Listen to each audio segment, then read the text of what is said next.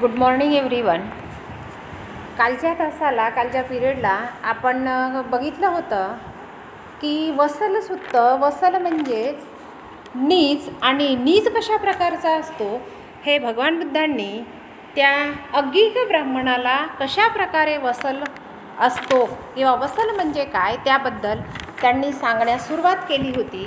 आपण जवळपास या कवितेमध्ये जवळपास 3 किंवा 4 गाथा बघितल्या असेल. परत मी एकदा सांगते की पहिल्या गाथेमध्ये काय सांगितलं होतं की जो क्रोधी व्यक्ती असतो, जो ईर्ष्याळू असतो, जो पापदृष्टीवाला असतो, त्या व्यक्तीला, जो मायावी असतो त्याला वसल समजावे किंवा तो वसल समजला जातो असं भगवान बुद्धांनी म्हटलं होतं.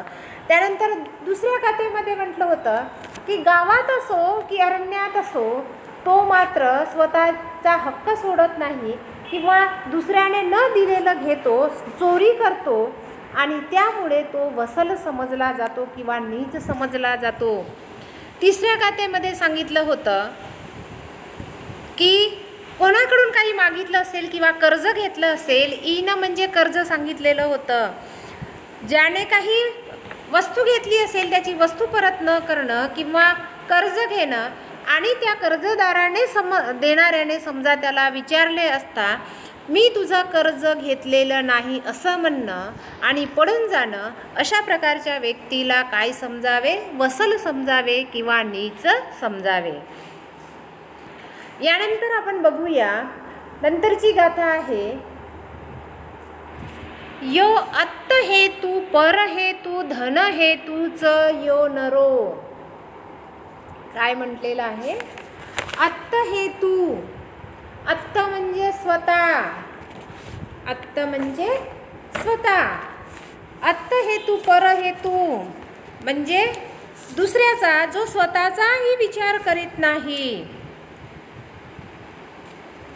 आणि दुसऱ्याचाही विचार करीत नाही आणि धनासाठी मात्र तो सख्खी पुट्टो मुसा. मुसा म्हणजे खोटे, मुसा म्हणजे खोटे.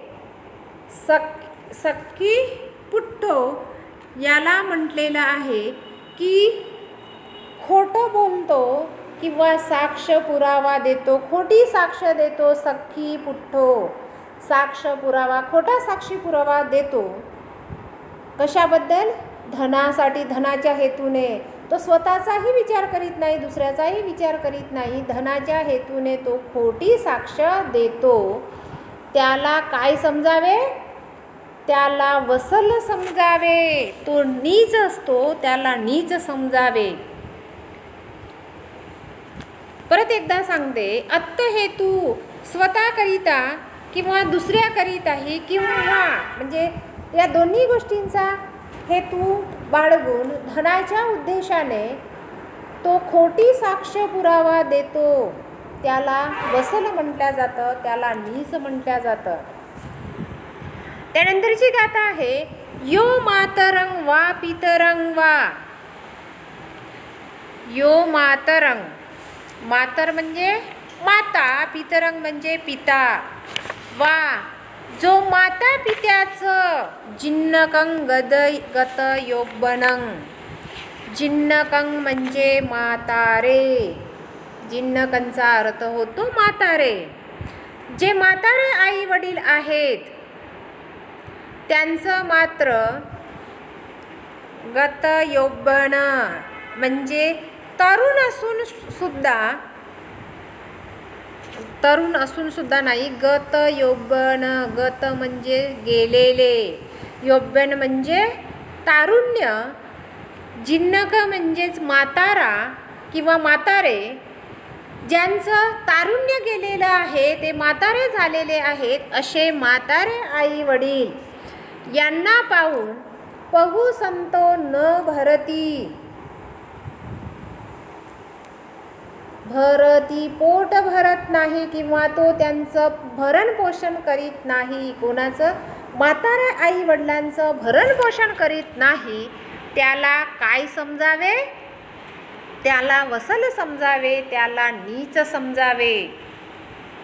परत एकदा सांगते, यो मातरं वा पितरं वा, म्हाताऱ्या आई वडिलांचं, माता किंवा पित्याचं ज्यांचं तारुण्य गेलेलं आहे, जे जीर्ण म्हणजे म्हातारे झालेले आहेत, पहू संतो न भरती, संतो म्हणजे पुत्र, त्याचे पुत्र त्यांचं भरण पोषण करीत नाही, त जय्या वसलो इति, त्यांना म्हणजे तो पुरुष वसल आहे किंवा नीच पुरुष आहे, त्याला वसल समजावे असे भगवान बुद्ध म्हणतात. नंतरची गाथा नंबर 6. यो अत्थं पुच्छितो संत अनत्थ मनुसासती. यो अत्थ पुच्छितो, अत्थ म्हणजे अर्थ, पुच्छितो विचारले असता, संतो अनर्थ मनुसासती, तर तो अनर्थ म्हणजे अनर्थ सांगतो. आपण एखाद्याला अत्थ म्हणजे अर्थ, अर्थचा अर्थ, पुच्छितो विचारतो, जेव्हा आपण चांगल्याने विचारलो असता तो मात्र अनर्थ म्हणजे उलट अनर्थ सांगतो किंवा वाईटपणाने आपल्याला सांगतो. अनर्थ मनुसासती, तो आपल्याला विपरीत सांगतो, अनर्थ सांगतो. पटिच्चनेनं म्हणतोती, पटिच्चनेनं म्हणतोती, तं जय्या वसलो इति. पटिच्चनेनं म्हणतोती, काय करतो तो? पटिच्चनेनं म्हणजे आपल्याला बनवाबनवी करून सांगतो. उदाहरणार्थ सांगते की लहान मुलांना काही विचारलं असतं तर ते उलटसुलट सांगतात, बरोबर आहे, मजा घेतात. एखादा म्हातारी व्यक्ती असेल आणि त्या म्हाताऱ्याने लहान मुलांना विचारलं असेल की यांचं घर कुठे आहे, त्यांचं घर कुठे आहे, किंवा हा मार्ग कुठे जातो, तर ते उलटसुलट सांगतात, या मार्गाने जा, त्या मार्गाने जा, त्या मार्गाने जा, बरोबर आहे. असं तुम्ही प्रत्यक्षदर्शनी अनुभवलं असेलही. तर सरळ न सांगता उलटसुलट सांगतात, तर त्या व्यक्तीला काय म्हणावे? वसल म्हणावे असं भगवान बुद्ध म्हणतात.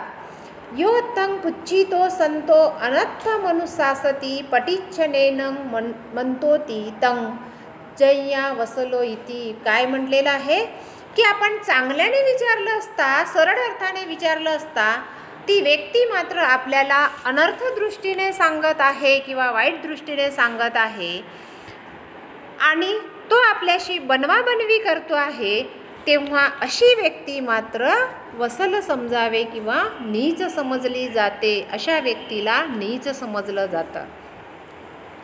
त्यानंतरची गाथा आहे, यो वे परकुलं गणत्वा भूतवानं शुची भोजनं.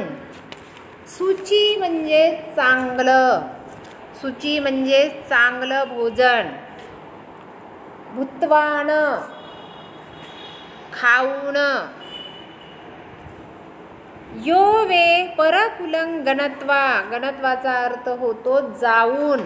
काय अर्थ होतो? जाऊन. परकुलं म्हणजे दुसऱ्याच्या घरी, परकुलं दुसऱ्याच्या घरी जाऊन खूप स्वादिष्ट भोजन खातो, परंतु आगतं न पटी पूजेती. न म्हणजे नाही, आगतं म्हणजे आपल्याकडे येणारे जे अतिथी आहेत, आगतं येणारे अतिथी.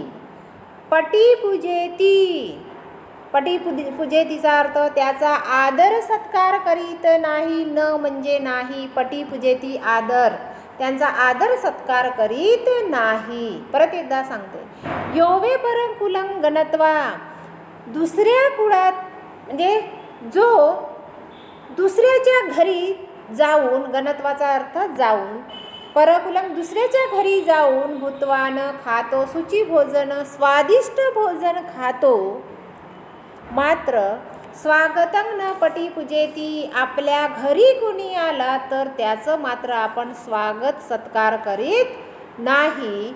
त्याला काय समजावे? ती व्यक्ती म्हणजेच वसल, त्या व्यक्तीला काय समजावे? वसल समजावे. वसल म्हणजे नीच, त्या व्यक्तीला आपण नीच समजावे. यो ब्राह्मण वा समन वा, नंतरची गाथा बघा. यो ब्राह्मणं वा समनं वा, ब्राह्मण किंवा श्रमण, अय्य वापी वनिबक्कं, अय्य म्हणजे अन्य, मुसावादेन वैचेती तं जय्या वसलो इति. इथे काय म्हटलेलं आहे की ब्राह्मण असो की श्रमण असो, अय्य वापी वनिबक्कं, वनिबक्कमचा अर्थ होतो भिकारी. या वनिबक्कमचा अर्थ होतो भिकारी.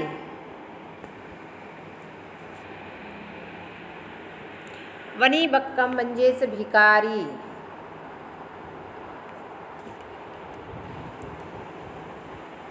ब्राह्मण असो की श्रमण असो किंवा अन्य दुसरा कोणीही भिकारी असो, मुसावादेन वैचेती, वैचेती म्हणजे बोलणे, मुसा म्हणजे खोटे, त्याच्याशी खोटे बोलतो किंवा क्रोधाने बोलतो, तं जय्या वसलो इति.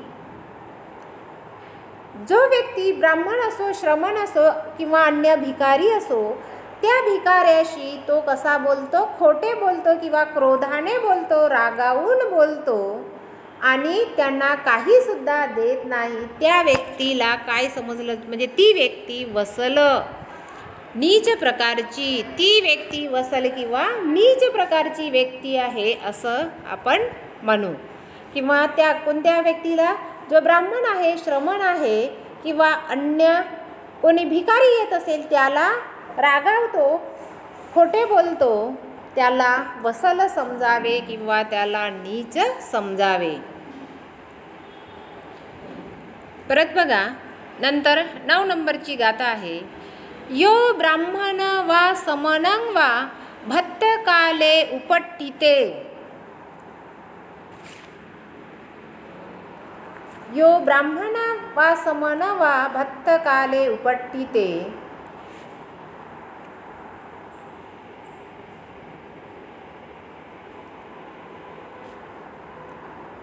भत्तकाले भोजनाच्या वेळी. भत्तकालेचा अर्थ होतो भोजनाच्या वेळी. भत्तकाले भोजनाच्या वेळी उपट्ठिते.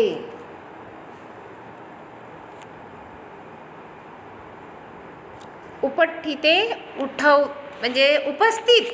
उपट्ठिते भोजनाच्या वेळी कोणी ब्राह्मण किंवा श्रमण आलेला असेल, रोसेती वाचा नच देती. रोसेती क्रोधाने, वाचा बोलणे, त्याच्याशी क्रोधाने बोलायचं, नच देती त्याला दान देत नाही. तुम्ही जेवण करायला बसले असेल आणि त्याच वेळेस एखादा ब्राह्मण, श्रमण किंवा भिकारी तुमच्याकडे आला असेल, जेवणाच्या वेळेस त्याची उपस्थिती असेल, तर तुम्ही मात्र म्हणजे ती व्यक्ती त्याच्याशी रोसेती वाचा क्रोधाने बोलतो आणि त्याला दान सुद्धा देत नाही. तं जय्या वसलो इति. त्याला काय समजावे, वसल समजावे. याच्या आधी काय बघितलं की ब्राह्मण किंवा श्रमण आला, भिकारी आला, तर त्याच्याशी खोटं बोलल्या जातो, तर त्याला वसल समजावे. आणि या गाथेमध्ये म्हटलं आहे की तसल्याच प्रकारचा ब्राह्मण, श्रमण हा तुमच्या जेवणाच्या वेळेस तिथे उपस्थित झाला असेल, तर त्याला क्रोधाने बोलतो आणि त्याला काहीही दान देत नाही, ती व्यक्ती किंवा त्याला वसल समजल्या जातं, तो वसल समजला जातो. नंतर शेवटची गाथा बघा. न जच्चा वसलो होती, न जच्चा होती ब्राह्मण. जच्चा म्हणजे जन्माने किंवा जातीने. जच्चा जातीने. जातीने वसल होत नाही. नचा अर्थ नाही. न जच्चा होती वसलो. जातीने वसल होत नाही, जातीने ब्राह्मण होत नाही किंवा जन्माने सुद्धा ब्राह्मण होत नाही. तर काय सांगितलं आहे, कमुना वसलो होती. कम्मुना कर्माने तो वसल होतो. कम्मुना होती ब्राह्मणो कर्मानेच तो ब्राह्मण होतो. इथे जचा अर्थ होतो, जातही सुद्धा होतो आणि जन्मसुद्धा होतो. तर जातीने किंवा जन्माने तो वसल होत नाही. न जचा होती ब्राह्मणो, आणि जन्माने किंवा जातीने सुद्धा ब्राह्मण होत नाही. तर कम्मुना वसलो इति कर्मानेच वसल होतो किंवा नीच होतो आणि कर्मानेच ब्राह्मण होतो. कर्माने कसा ब्राह्मण होतो की चांगले कर्म केले असेल, चांगले कार्य केले असेल तर त्यालाच ब्राह्मण म्हटल्या जातं. जातीने किंवा जन्माने तो ब्राह्मणाच्या जातीत जन्माला आला म्हणून त्याला आपण ब्राह्मण म्हणू शकत नाही.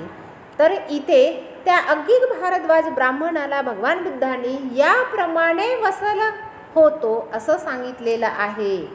तू जातीने ब्राह्मण आहेस म्हणून तू वसल नाही आहे का, असं नाही. तर तुझी भावना नीच असेल, तुझे कृत्य नीच असेल तर तुला सुद्धा वसल समजला जाऊ शकतो. म्हणून या ठिकाणी ती माणसामध्ये भेद न करता, विचारामध्ये भेद न करता माणुसकीने किंवा मानवतेने वागलं पाहिजे आणि त्यातूनच तो ब्राह्मण होतो, वसल होत नाही. आणि तुझे कर्मच नीच असतील तर त्या नीच कर्माने तू वसल किंवा नीच होऊ शकतो असं त्याला सांगितलं आहे. आणि त्यानंतर मात्र तो अग्निक ब्राह्मण किंवा अग्निक भारद्वाज भगवान बुद्धांना शरण जातो आणि तिथेच तो प्रवर्जित होतो. याप्रमाणे या ठिकाणी आपली ही जी कविता आहे, कोणती कविता? वसल सुत्त. ही कविता या ठिकाणी आज संपलेली आहे. मी जे व्हिडिओ पाठविलेले आहे ते व्हिडिओ ऐका. ऐकल्यानंतर तुम्हाला कुठल्या अडचणी येतात त्या अडचणी मला सांगा आणि त्या अडचणी सांगण्याकरिता झूम मीटिंग असते हप्त्यातून एक दिवस. आता नेक्स्ट पिरियड आहे तुमचा शुक्रवारला, त्या शुक्रवारला मी झूम मीटिंग घेणार आहे, त्याचा शेड्यूल मी पाठवणार आहे. तर तुमचे प्रश्न घेऊन त्या झूम मीटिंगला अटेंड करा. यानंतर इथे जे शब्दार्थ स्वाध्याय आहेत, शब्दार्थ सोडा तर शब्दार्थ तुमच्या तिथे बघून घ्या. या पाठामागे स्वाध्याय दिलेले आहेत, तर ते स्वाध्याय तुम्ही तुमच्या या PDF आधी बघून घ्या. मी तुम्हाला याचं भाषांतर पाठवत आहे. भाषांतर पाठवल्यानंतर हे जे दिलेले कवितेच्या मागे स्वाध्याय आहेत, एक्झरसाइज आहेत, ती एक्झरसाइज सोडवून बघा. मग तुम्हाला कुठले अडथळे आले ते मला त्या झूम मीटिंगमध्ये सांगा. ठीक आहे. कविता संपलेली आहे, त्यामुळे आपण आज इथेच थांबू. धन्यवाद.